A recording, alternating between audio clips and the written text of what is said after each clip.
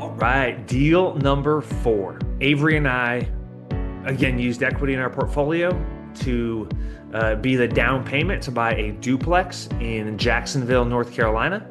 We found this deal from a wholesaler through networking, ended up paying $72,000 for it, put about $15,000 into the initial repairs, and then we rented it out. Through this process, we found out that the manager didn't know rents weren't being collected, and there were a lot of obstacles to work through. Avery and I were fortunate enough to work through them and to persevere through them, and this deal turned out phenomenally. It's currently valued at around $300,000 and has been rented since we started renting it out. And because of the poor management and the experiences that we had, this was really the launch pad to what is currently Cedar Ridge Management. Highly encourage you to check out this blog.